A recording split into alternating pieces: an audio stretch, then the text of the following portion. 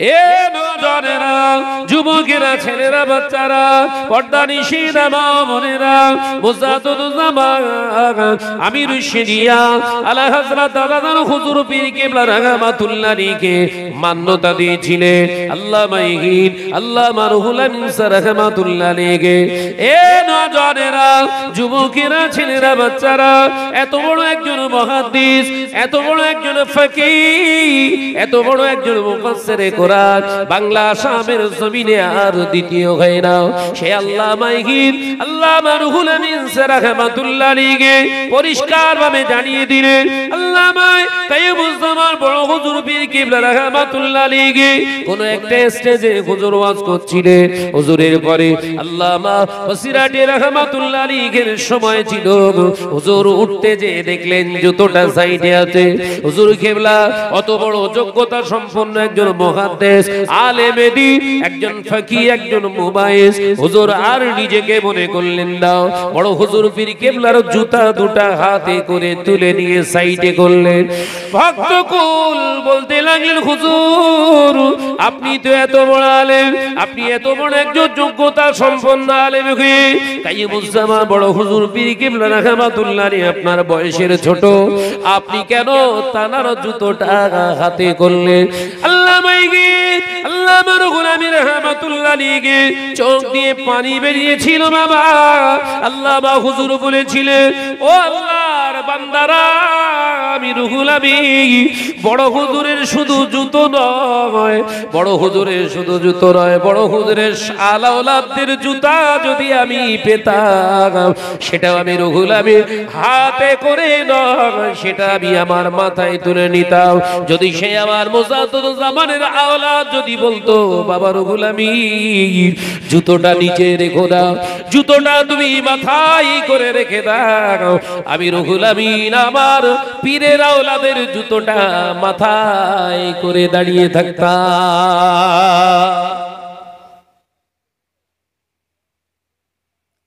এই যে আওলাদে মুজাদ্দুজ্জামানের প্রতি যে মহাব্বত, ভালোবাসা, আদব আজকে আমাদের ভিতরে আছে।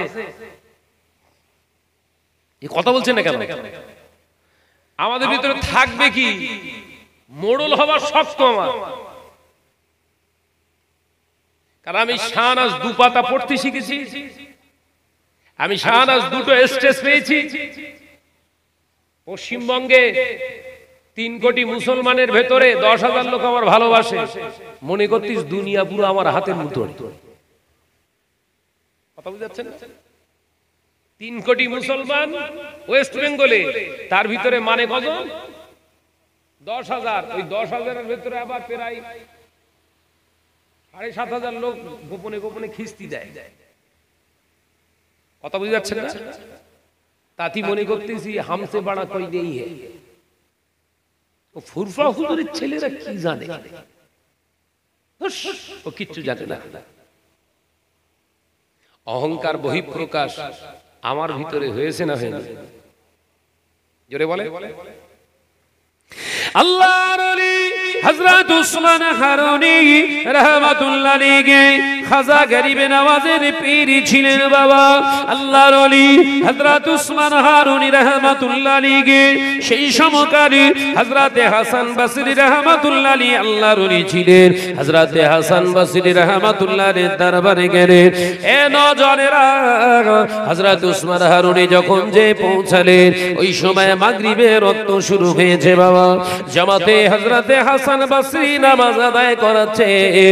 হযরত উসমান হারুনি রাহমাতুল্লাহ আলাইহি হুজুর আমার পিছনে নামাজে দাঁড়াবেন এমন সময় কিরাতটা খেয়াল করলেন। কোরআনুল কারীম হাসান বসরি যেরকম করে তেলাওয়াত করছে বাবা, ওই তেলাওয়াতটা উসমান হারুনির পছন্দ হলো না। হুজুর মনে মনে করলেন হাসান বসরির পিছনে আমার নামাজ হবে না।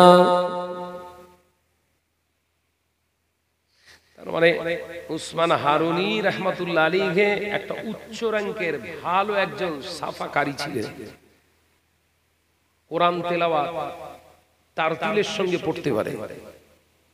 হাসান বসরি রাহমাতুল্লাহ আলাইহি কিরাত শুনে এনার মনের ভিতরে তৈরি হলো, না এ ঠিক কিরাত হচ্ছে না, তাই এনার পেছনে নামাজ আমার বৈধ নেই, জায়েজ নেই। হুজুর মাগরিবের জামাতটা ছেড়ে দিয়েছে। আলোচনা বুঝতে পারতেছেন তো? শিক্ষার মান মর্যাদা কোথা থেকে আসে এইটা আজকে শিক্ষা নেন। বড় আলেম বলে কোনো কথা নয়, কার্যকলাপ কথাবার্তা যদি ইবলিসের মতো হয়, 1 পয়সা দাম নেই আল্লাহর কাছে। কথা বুঝতে পারছেন না? তুই যত বড় হুলুর বাচ্চা হও না কেন, অহংকার তাকাব্বারি যদি ভিতরে বহিঃপ্রকাশ হয়, ও পুড়ে ছাই হয়ে গেছে সব।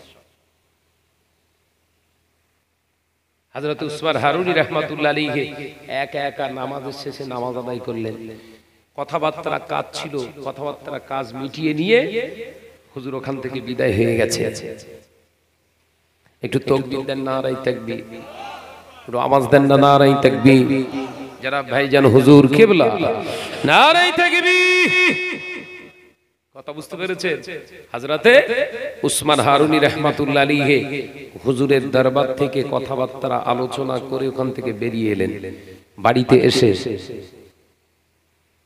তাহাজ্জুদে এশার নামাজের পরে গভীর রাতে তাহাজ্জুদের নামাজ আদায় করে নামাজের মুসাল্লায় বসে বসে দরুদ শরীফ পড়ছে। এমন সময় তন্দ্রাচ্ছন্ন ভাব, মানে ঘুম ঘুম অবস্থায় আল্লাহর ওলি হযরত উসমান হারুনি রাহমাতুল্লাহ আলাইহি ঘুমন্ত অবস্থায় একটি ভাব এসে চলে এলো, তন্দ্রাচ্ছন্ন ভাব। আল্লাহর নবী দোজারে বাদশাহ হাবিবুল্লাহ গে নবী জনাবে মুহাম্মদুর রাসূলুল্লাহ গে সাল্লাল্লাহু আলাইহি ওয়াসাল্লাম হুজুরের দিদার নসিব হয়ে গেল। আল্লাহ নবী স্বপ্ন যোগে জানায়, এ বাবা আমার উসমান হারুনি, ও বাবা উসমান, আমার হাসানের পিছনে নামাজ পড়লে না কেন বাবা? হুজুর হাসান বসরির পিছনে নামাজ আদায় করলে না বাবা? ও বাবা উসমান হারুনি, তুমি কেন আমার হাসান বসরির পিছনে নামাজ আদায় করলে না বাবা?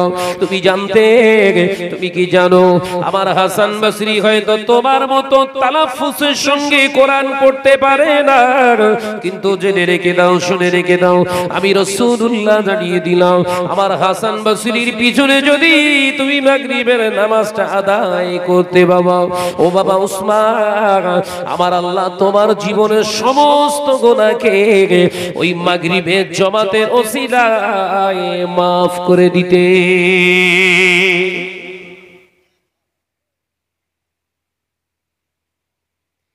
এলেমটা বড় কথা নয়, এলেম তো ছিল শয়তানেরও। এই কথা বলেন না কেন? এলেম ইবলিসের ছিল না, ছিল নি? এত এলেম থাকার পরেও ইবলিস হলো কেন? দেখেছেন? ওই একটাই উত্তর আসবে, অহংকার তাকাব্বারি। এত এলেম সঞ্চয় করার পরেও আজাজিলের নাম পরিবর্তন করে দিয়েছে আল্লাহ, হয়ে গেল ইবলিস, খুতুওয়াতি শয়তান।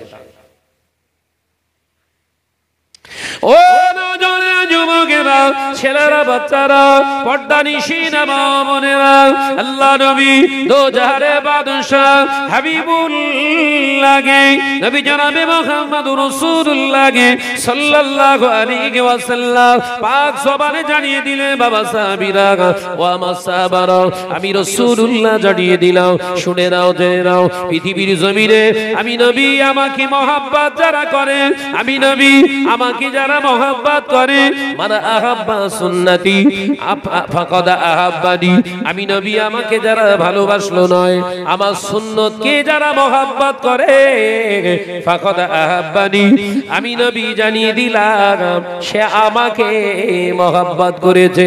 ওমার আহাব্বানি, আর আমি নবীকে যারা ভালোবাসলো, কানা মাই ফিল জান্নাহ আও কামা ক্বালা আলাইহিস সালাম, আল্লাহ নবী জানিয়ে দিলেন ওই ব্যক্তিটা আর আমি রাসূলুল্লাহ কি সঙ্গে জান্নাতি। আরেক জোরে বলুন না সুবহানাল্লাহ। এ নওজওয়ানেরা, যুবকেরা, ছেলেরা, বাচ্চারা, পর্দানিশিনা মা বোনেরা, নবীর সুন্নাত, নবীর ভালোবাসা হলো নবীর সুন্নাতকে ভালোবাসা। আল্লাহ নবীর ভালোবাসা জীবনে আনতে গেলে নবীর সুন্নাতকে জীবন ধারণ করতে হবে বাবা। আমার নবীর জীবনে জীবনের সব থেকে বড় একটি সুন্নাত ছিল, আমার নবী বিশ্ব নবী হওয়ার পরেও, তামাম সমস্ত নবী আলাইহিস সালামের সরদার হওয়ার পরেও আমার নবী জীবনে কোনোদিন অহংকার ছিল না। একবার জোরে বলবেন না, একটু জোরে বলবেন না।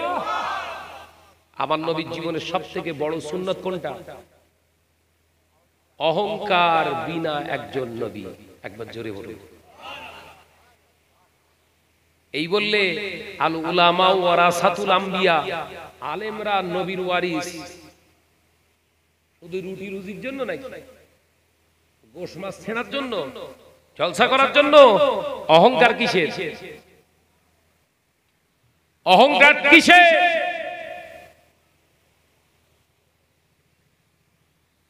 আমি ভাই শাহনাজ এখন বলছি বলে না, আমার উপরে যেন বজ্রাঘাত ফেলতে সব মনে করতে যে শাহনাজের যে কোনো ভাবে যদি চুপ করে দেওয়া যায় তাহলে ব্যবসাটা মোটামুটি চালাতে পারবো।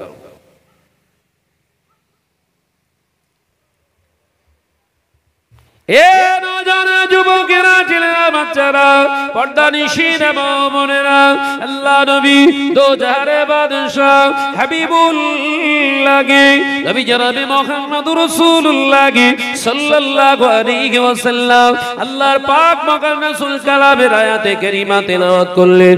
ইয়া আইয়ুহাল্লাযীনা আমানুত্তাকুল্লাহা হাক্কা, এ আমার বিশ্বাসী সম্প্রদায় বান্দারা, আমার ঈমান আননেওয়ালারা, ঈমানদারেরা, তোমরা শোনো, আমি আল্লাহ পাক জানিয়ে দিলাম, তোমরা যারা ঈমান এনেছো, ঈমান আনার পরে প্রথম আমল আমি আল্লাহ তোমাদের জানিয়ে দিলাম, ইত্তাকুল্লাহ, আমি আল্লাহ, আমাকে তোরা ভয় কর। জোরে বলুন সুবহানাল্লাহ। আর একটু জোরে বলুন না সুবহানাল্লাহ।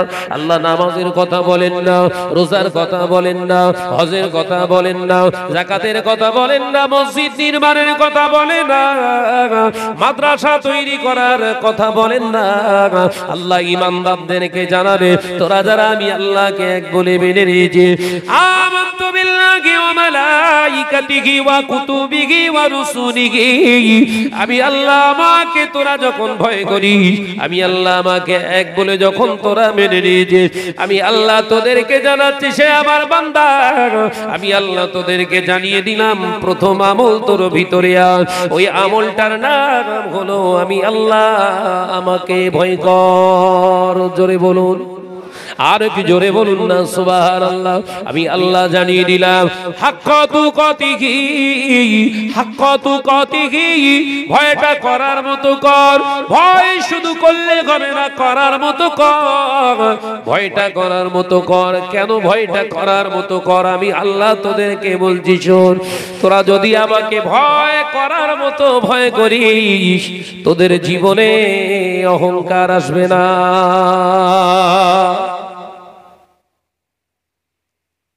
ভয়টা যদি করার মতো করি, তোদের জীবন থেকে অহংকার চির বিদায় নেবে। অহংকার তাকাব্বারির ভিতরে তোদের জীবন আর গঠন হবে না।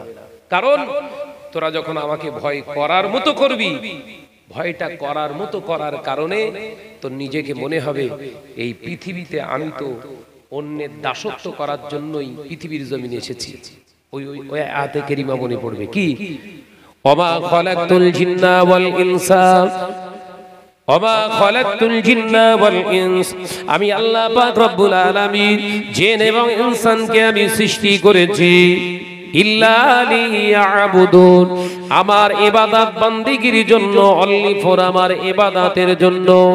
এই নওজোয়ানেরা, যুবকেরা, ছেলেরা, বাচ্চারা, আল্লাহর এই কোরআনের আয়াতে কারিমাটা যখন বুঝে এসে যাবে, দুনিয়ার জমিনে আর কাউকে অনীহা করার সুযোগ নাই।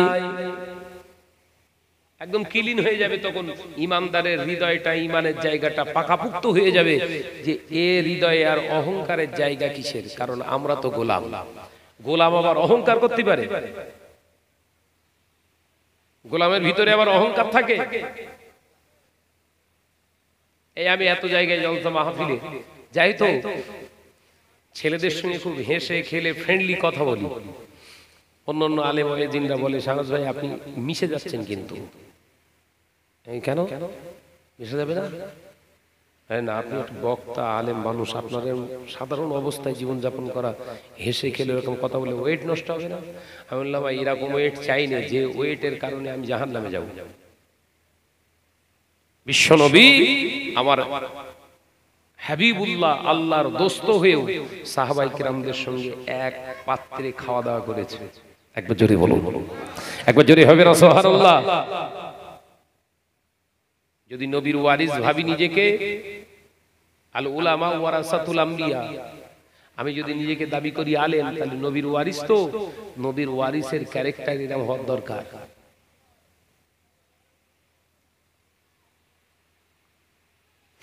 ও নজনে যুবকেরা, ছেলেরা, বাচ্চারা, পর্দা নিশিরা, মা বোনেরা, আলোচনা বুঝুন। আজকে যদি আল্লাহকে ভয় করে চলতাম, আমাদের ভিতরে যদি ভয় আল্লাহ থাকতো, পৃথিবীর জমিনে আমরা মিথ্যে কথা বলতাম না, আমাদের জবান দিয়ে কখনো মিথ্যা বার হতো না। আল্লাহকে যদি ভয় করে চলতাম, আমরা কখনো পরের নিন্দে বন্ধ করে বেড়াতাম না, আমাদের জবানটা দাঁড়িয়ে যেত। আমাদের ভিতরে যদি আল্লাহর ভয় নামক বেরেকটা থাকতো, আমাদের ঘরের মা বোনেরা মহিলা সমিতি করতো না। আল্লাহর ভয় নামক বেরেকটা যদি আমাদের ভিতরে কাজ করতো বাবা, আমাদের ঘরের বিবিরা, আমাদের ঘরের মা বোনেরা, ওরা কোনোদিন বন্ধন গ্রুপের স্যারের কাছে যেয়ে বসতো না। সোনা মানিকেরা, আল্লাহর ভয়, এই বেরেক নামক ভয় নামক বেরেকটা যদি আমার আপনার ভিতরে থাকতো বাবা, একটা মসজিদ ভেঙে পাশে কম্পিটিশন করে মসজিদ বানাতাম না। কম্পিটিশন হচ্ছে কে কটা মাদ্রাসা করতে পারে, কে কটা মসজিদ তৈরি করতে পারে। দাদা হুজুর পীর কেবলা এই বাংলার জমিনে 800-র উপরে মাদ্রাসা বানিয়ে গেছে। একবার জোরে হবে, একবার জোরে হবে। সেই মাদ্রাসাগুলোর খোঁজ নেন, সেই সব মাদ্রাসাগুলো ভঙ্গুর অবস্থায় পড়ে আছে। সেই মক্তবগুলোর খোঁজ নেন, ভঙ্গুর দশা অবস্থায় পড়ে আছে, চলছে টিমটাম করে চলছে। কারণ আগে ভালো চলতো। আজ থেকে 25 বছর আগে, 20 বছর আগে, 15 বছর আগে ওই মাদ্রাসাগুলো ফুল ফর্মে চলতো। এখন আর চলতে চাইছে না, এখন আর চলতে চাইছে না। আল্লামা হুজুরের খেদমত করা বড় বড় মাদ্রাসাগুলো আজকে আর চলতে চাইছে না। কারণ মানুষ পৃথিবীর জমিনে গাছ ছাড়া হুনমানের উৎপাত বেশি।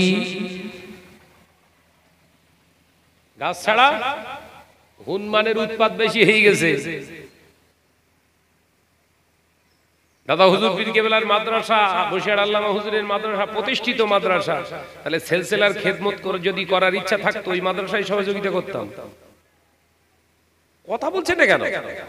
যদি সেলসেলার প্রতি মহব্বত, দাদা হুজুরের প্রতি ভালোবাসা যদি থাকে, ওই মাদ্রাসাগুলোই আমরা খেদমত করতাম না। কিন্তু না, ও যা আছে থাকি যায়। আমি শাহনাজের নামে একটা মাদ্রাসা চালা, কেন এলাকার মানুষ যেন বলে শাহনাজ ভাইয়ের মাদ্রাসা।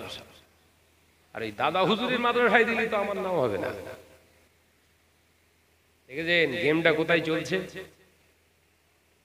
গেমটা কোথায় মারামারি চলছে, বুঝতে পেরেছেন? আমাকে প্রশ্ন করা হয় যে আপনি এরকম বলেন, আপনি মাদ্রাসাটা করিয়ে দেখান। ভাই দেখানোর কিছু নেই, কিচ্ছু দেখানোর নেই।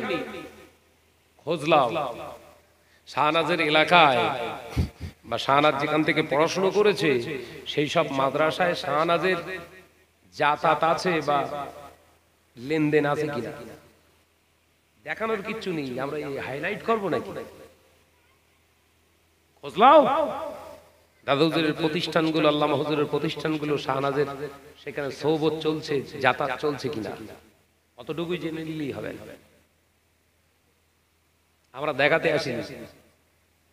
ওই 4টে মাদ্রাসা খুলে নাম করবো 80টা, 4টে মাদ্রাসা খুলে বলবো 80টা। আর যত জায়গায় মাদ্রাসা খুলেছে সব তার পাশে সব দাদা হুজুর কিংবা আল্লামা হুজুরের বড় বড় প্রতিষ্ঠান। কথা ঠিক না বল? ওর পাশে খুলেছে কারণ ওই মাদ্রাসা যেন ডাউন হয়ে যায়।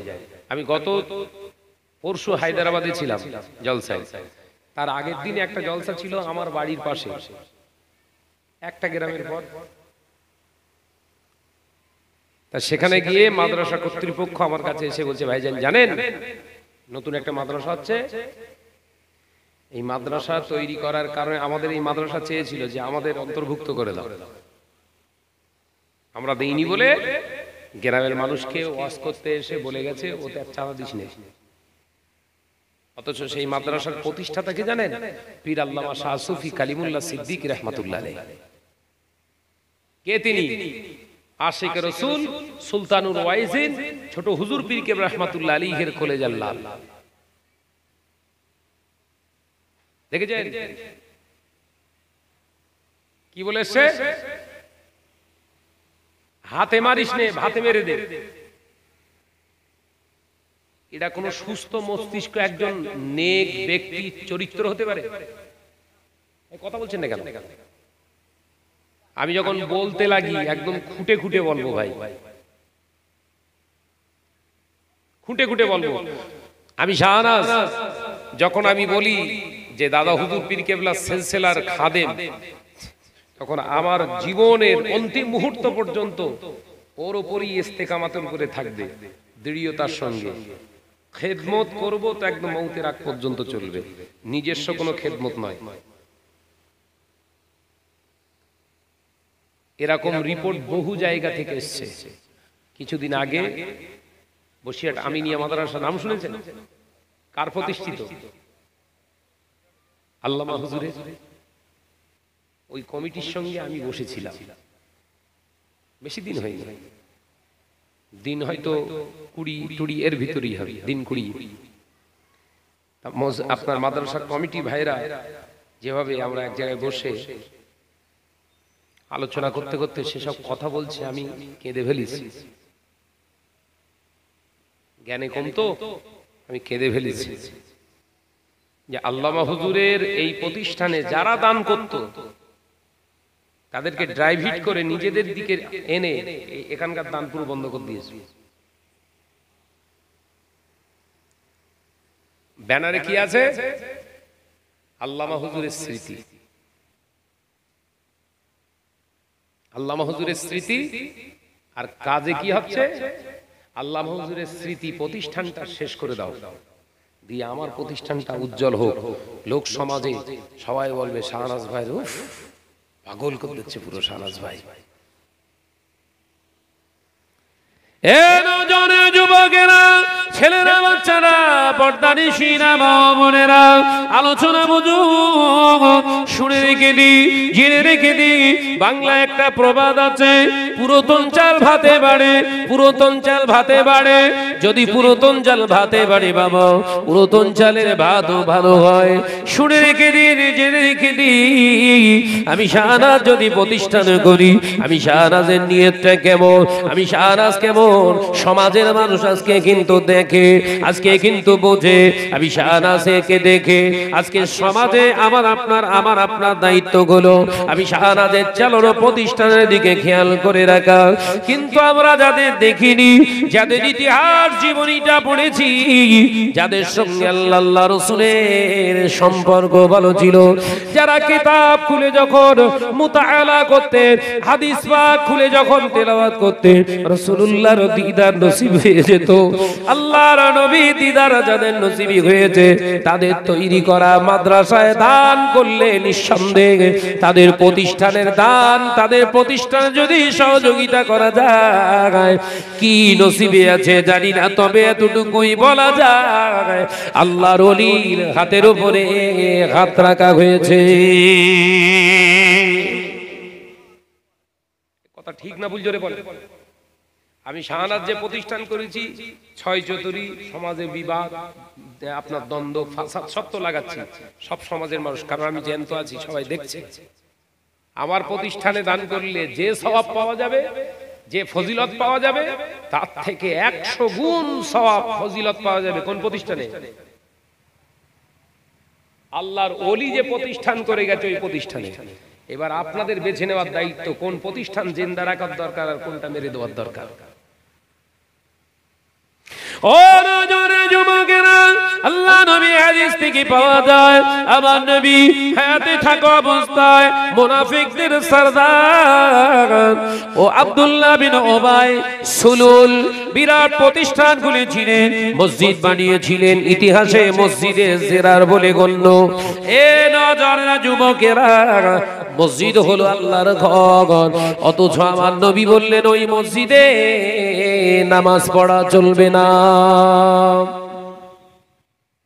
আমি নবী সাহাবীর কথা বলতেছি, বলো নদর সদর না, শুধু ওই সাহাবীর আগে একটা লাকাব দেওয়া হয়েছিল, তিনি হচ্ছে মুনাফিক।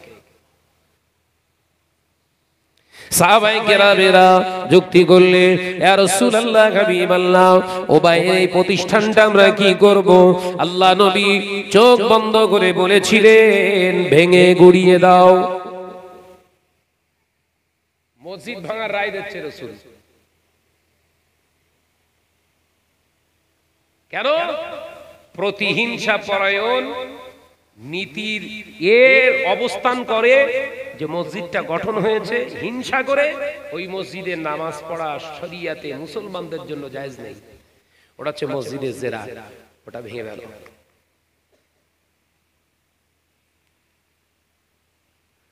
শরিয়াতের ফতোয়া বুঝতে পারছেন তো? তাহলে প্রতিহিংসা পরায়ণে হিংসাত্মক নীতি নিয়ে যে প্রতিষ্ঠানই আপনি করেন না কেন, শরিয়াত বৈধতা দেয় না। আলোচনা বুঝতে পারছেন তো? শরিয়াত বৈধ, যদিও বিরাট বড় ইউনিভার্সিটি হোক, বিশাল বড় কিছু হোক, শরিয়াত আপনার বৈধতা দেয়নি। কারণ আপনার লক্ষ্য শিক্ষা আন্দোলনের মুখ্য ভূমিকা আপনার নয়, নিজেকে প্রতিষ্ঠিত করার মুখ্য একটা ভূমিকা, অপরকে ছোট করার আপনার মুখ্য ভূমিকা।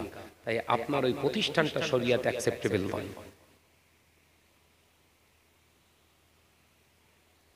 ও নজরেরা, যুবকেরা, ছেলেরা, বাচ্চারা, পর্দানিশীরা, মা ও বোনেরা, ওই জন্য আল্লাহ পাক প্রথমে জানিয়ে দিলেন, তোমরা যারা ঈমান এনেছো, ঈমান যারা তোমরা এনেছো, আমি আল্লাহ পাক তোমাদের জানিয়ে দিলাম, আমি আল্লাহ পাক তোমাদের জানিয়ে দিলাম, আমাকে তোমরা ভয় করো। শুধু ভয় করো বলে রয়ে গেলেন না, আমি আল্লাহ তোমাদের জানিয়ে দিলাম হাক্কা তুকাতিহি, ভয়টা করার মতো করো। ভয়টা করার মতো করলে তোমাদের দ্বারা এই সমস্ত অন্যায় কাজগুলো আর হবে না। এ নওজওয়ানেরা, যুবকেরা, হাক্কা তুকাতিহি ওয়ালা তামুতুন্না, আমার আল্লাহ বললেন ততক্ষণ পর্যন্ত মরিস না, ততদিন পর্যন্ত মরবি না, ইল্লা ওয়া আনতুম মুসলিমুন, মুসলমান না হওয়া পর্যন্ত, যতদিন পর্যন্ত মরিস না, যতদিন না মুমিন হোস, প্রকৃত মুত্তাকি না হোস। এ নওজওয়ানেরা, যুবকেরা, আল্লাহ আয়াতে কারিমা দ্বারা ইঙ্গিত দিলেন ঈমান আনলে শুধু হবে না, রোজা রাখলে শুধু হবে না, মাওলানা হলে শুধু হবে না, কানে হাত দিয়ে ওয়াজ করে জাতিকে শুধু উপদেশ দিলে হবে না, আল্লাহকে ভয় করে চলতে হবে, আল্লাহকে ভয় করার মতো করে চলতে হবে মৌতের আগ পর্যন্ত। এই ভয়টা যদি থাকে তবে আমার মৃত্যুটা ঈমানের সঙ্গে নসিবি হবে।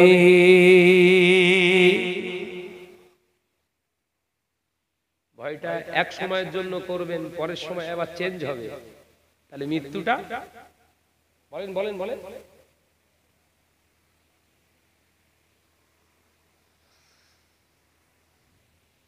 আল্লাহর ভয় কারা করেছিলেন? ও মুসলমান ভাই বাবাজিরা, চাঁদপুরের মুসলমানেরা আল্লাহকে ভয় করেছিলেন কারা? তাদের থেকে শিক্ষা নেন মুজাদ্দিদুজ্জামা আমিরুশ শরিয়াত আলা হযরত নজর হুজুর ফি কিবলা রাহমাতুল্লাহ আলাইহি আল্লাহকে ভয় করেছিলেন। আল্লাহ মাহির আল্লামা রুহুল আমিন সাহেব রাহমাতুল্লাহ আলাইহি আল্লাহকে ভয় করেছিলেন। আল্লামা মুইজউদ্দিন হামিদি রাহমাতুল্লাহ আলাইহি ভয় করেছিলেন। শাহ সুফি আল্লামা আব্দুল হযরত হযরত আব্দুল আজিজ সাহেব কনকপুরে রাহমাতুল্লাহ আলাইহি ভয় করেছিলেন শাহ সুফি হযরত ইমাম আব্বাস আলী গোরাচান রাহমাতুল্লাহ আলাইহি ভয় করেছিলেন আপনাদের ভাঙনের জমিনে শুয়ে আছে শাহ সুফি হযরত আসগর আলী সাহেব রাহমাতুল্লাহ আলাইহি আপনাদের ভয় করেছিলেন আল্লাহকে ভয় করার মতো ভয় করেছিলেন আপনাদের এই এমনি করে ভাঙনের জমিনে শুয়ে আছে শাহ সুফি আব্দুল জলিল সাহেব রাহমাতুল্লাহ আলাইহি এই মানুষগুলোর চেহারাগুলো দেখলে সহজে আল্লাহর কথা মনে এসে যেত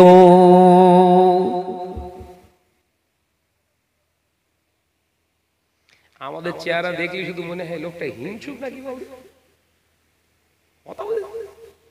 কথা বলছেন না কেন আমাদের চেহারা দেখলে কি মনে হয় লোকটার ভিতরে প্রচুর অহংকার আছে কথা ঠিক না জোরে বলেন না আরে হাকিকাত কথা তো একই আমাদের চেহারা দেখলে কি মনে হয় লোকটার ভিতরে প্রচুর কিছু থাকার না থাক অহংকার আছে বল গরম আছে খুব আমাদের দেখলে মনে হয় লোকটার বিরাট ধন সম্পদ আছে আমাদের দেখলে মনে হয় শাহনাজ ভাই দেখতে হবে আল্লাহর কথা মনে পড়ছে কিন্তু এই মানুষগুলোর কথা ভাবো তারাও মানুষ ছিল আমরাও মানুষ আছি তারাও মানুষ ছিল আমরাও মানুষ আছি তাদের চেহারা সুরাত গুলো দেখলে রাসূলুল্লাহর কথা মনে এসে যেত তাদের সুরাত গুলো দেখলে আল্লাহর হুকুমের কথা মনে এসে যেত আমাদের সুরাত গুলো দেখলে কেন এরকম মনে হয় খোঁজ নিয়ে দেখুন ঠিক মতো নামাজ পড়ে না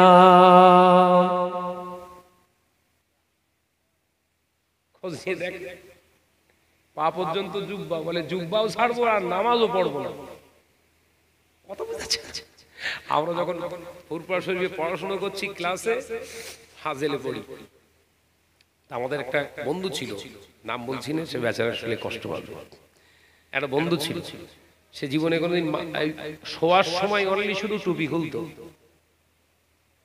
শুতে যাওয়ার সময় আর এই গোসল করার সময় টুপি খুলবে তাছাড়া মাথা থেকেও টুপি খুলবে না কিন্তু এক ওয়াক্ত নামাজও পড়বে না কথা বুঝাচ্ছে না মাথা থেকে টুপিও খুলবে না আর নামাজও পড়বে না তার সময় সময় তার বলতুম আমার সিনিয়র বুঝলেন বয়সের সিনিয়র হ্যাঁ ভাই নাম ধরে বলতাম হ্যাঁ ভাই তুই মাথা থেকে টুপিও খুলবি নামাজও পড়বি না হ্যাঁ সব বনে বলিও তুই যাই করিস না কেন মরবো টুপিলে কিন্তু নামাজ পড়বো না কি টেন্ডেন্সি রে ভাই আসলে এগুলো এই চিন্তা বোধ শক্তি চেতনা বোধ শক্তি তৈরি হয় কোথা থেকে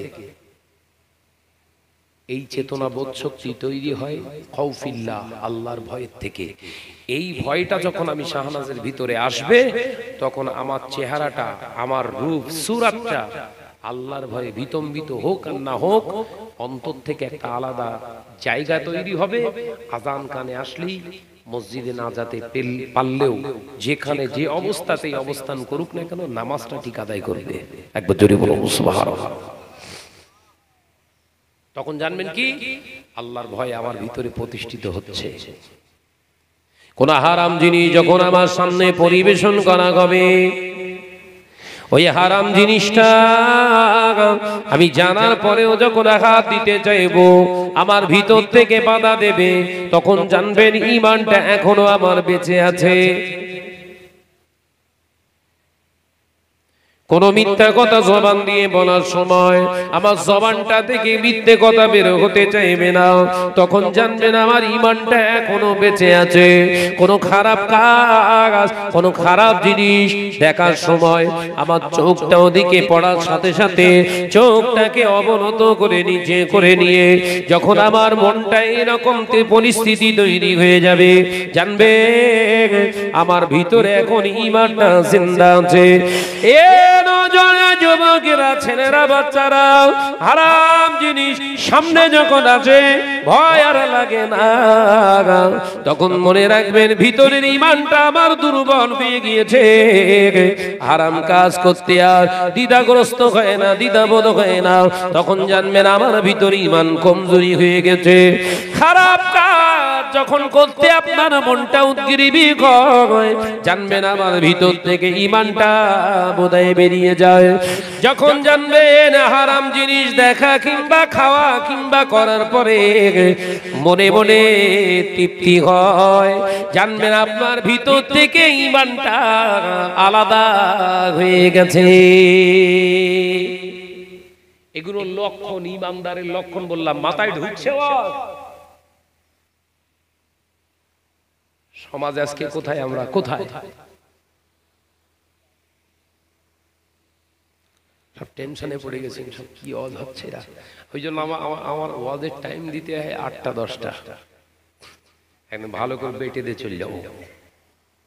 কারণ আমার তো এই চিন্তা থাকে না যে এই চাপগুলো আমার আসলো, এই চিন্তা নিয়ে কোনো স্টেজে উঠিনি। এই আমি হায়দ্রাবাদে গিয়েছিলাম, তো তার কিছুদিন আগে মিরাটেও গিয়েছিলাম, উত্তরপ্রদেশ। যে জলসায় গিয়েছি, কমিটির ছেলেদের ভিতরে একটু অশান্তি, মনোমালিন্য এসছে। তা যারে কেন্দ্র করে মনোমালিন্য এসছে, তার কিছু খসলত আমার সামনে বলেছে, আমি যারা বলেছে তাদেরকে উল্টো পাল্টা বলেছি খুব, যে হুজুরকে আমরা বলেছি বিশ্বাস করো, হুজুর আমাদের কি ঝাড় দিচ্ছে, কেন যে ঝাড় দিচ্ছি ওরা জানে না। বলো, বিশ্বনবী বলেছে খবরদার তোমরা গীবত করবে না, গীবতকারীর ঠিকানা জাহান্নাম। গীবতকারীর আসল পরিচয় হচ্ছে জেনা করে থেকে খারাপ। গীবত যে করে তার যা গুনাহ, আর গীবত যে শোনে একই গুনাহ। আলোচনা বুঝতে পারেন? গীবত যে করে তার যে গুনাহ, আর গীবত যে শুনছে, একজন আপনার কাছে অন্যের নিয়ে আলোচনা করছে, সেই ব্যক্তিটা এখন প্রেজেন্ট নেই, গীবত। এটাই গীবত বলা হয়। এই গীবাত আল্লাহ রাসূল বললেন, আল গীবাতু আশাদ্দু মিনাজ জিনা। গীবতকারী হলো জিনাখোরের থেকে খারাপ। ওদেরকে বকাঝকার পরে ওদের মন খারাপ হয়ে গেছে, তাই বিশ্বনবীর হাদিসটা ওদের সামনে তুলে ধরে বোঝালাম। ওরা অন্যায় স্বীকার করে দিল, ভাইজান ভুল হয়ে গেছে। জাত ত্রুটিগুলো নিয়ে কথা আমাকে বলেছে, কথাটা তোমার কানে এসছে। ওদেরকে তওবা ইস্তেগফার করতে বললাম, আমি নিজে তওবা পড়ে, আর ওই ব্যক্তিটাই তারপরই এসে হাজির। বললাম ভাই বসে, টুকটুক টুকটুক করে ও ত্রুটিগুলো আমি অন্য ইঙ্গিতে ওকে একটু একটু বোঝানোর চেষ্টা করছি। লাস্টে মাথা নিচু করে চুপটি মেরে বসে রয়েছে। এটা হচ্ছে শরীয়তের প্রসেস, এইভাবে মানুষকে শোধরাতে হবে। কোন একজন মানুষ খারাপ কাজ করেছে, ওই মানুষটা নিয়ে আপনি ওই চায়ের দোকানে বসে যদি আলোচনা করেন, ওই ব্যক্তিটা যে খারাপ কাজ করেছে, ওর থেকে খারাপ গুনার সঙ্গে আপনি লিপ্ত হয়ে গেছেন। ও পর্দানিশীরা মা ও বোনেরা, আমার ভাবি জানেরা, আম্মা জানেরা, এইগুলো আপনার জবান থেকে আপনি বন্ধ করুন, এই কার্যকলাপগুলো বন্ধ করুন। আল্লাহ নবী দো জাহানের বাদশা হাবিবুল্লাহ নবী জনাবে মুহাম্মদুর রাসূলুল্লাহ সাল্লাল্লাহু আলাইহি ওয়াসাল্লাম 63 বছরের জিন্দেগি হুজুর আমার গুজরান করে গেলেন দুনিয়ার জিন্দেগি। 63 বছরের জিন্দেগি নবী আমার যেমন জীবনে একটা মিথ্যার আশ্রয় গ্রহণ করে না, তদ্রূপ আমার নবী জীবন ইতিহাস নিয়ে ঘাটলে বোঝা যায় 63 বছরের জিন্দেগিতে নবী আমার একটা বার গীবত করেন না। একবার জোরে হবে না? একটু জোরে হবে না? 63 বছরের জিন্দেগিতে একটা গীবত করেন।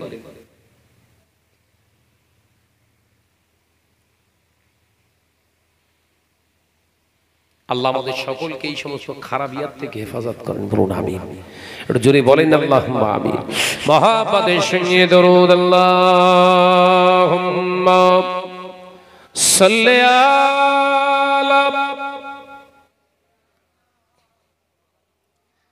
একদম সেই একটার সময় যে দরুদ শরীফটা হওয়ার দরকার সেইটাই হচ্ছে। বল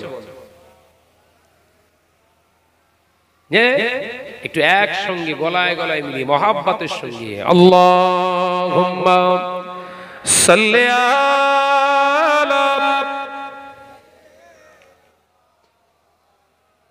মাশাআল্লাহ মাশাআল্লাহ, আরো জোরে ওয়া আলা আলি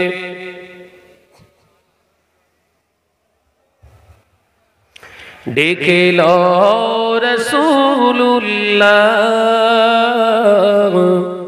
রোজা পাকের কিনারে, আমি সইতে পারি না বিরহ ব্যথা, ধন্য করো দিদারে। একবার জোরে হবে না? এটা জোরে বলতে পারেন না? ডেকে লো রাসূলুল্লাহ রোজা পাকের কিনারে, আমি সইতে পারি না বিরহ ব্যথা, ধন্য করো দিদারে। আল্লাহুম্মা সাল্লি আলা মাশাআল্লাহ মাশাআল্লাহ আরো জোরে ওয়ালা আলি।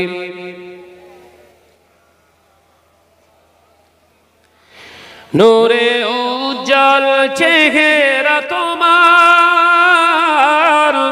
দেখে মন যে ভরে যায়। একটু জোরে হবে না? একটু জোরে বলতে পারেন না? নূরে উজ্জ্বল চেহারা তোমার, দেখে মন যে ভরে যায়। তোমার ওই গুম্বাজে খাজরা দেখে ঈমানও বেড়ে যায়। জোরে হবে না? দেখে লো রাসূলুল্লাহ রোজা পাকের কিনারে, আমি সইতে পারি না বিরহ ব্যথা, ধন্য করো দিদারে। আল্লাহুম্মা সাল্লি আলা মাশাআল্লাহ আরো জোরে হবে ওয়ালা আলি।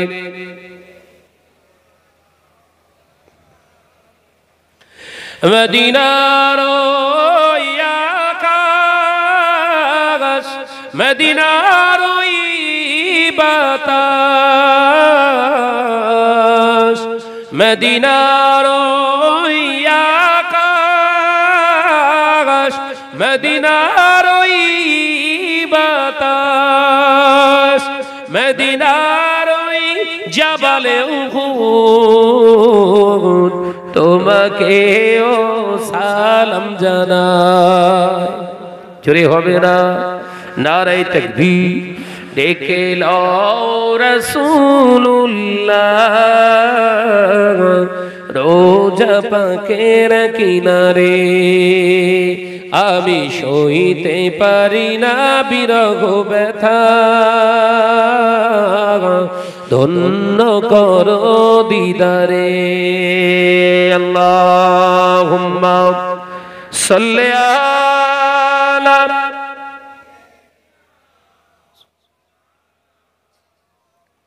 ওয়ালা আলি।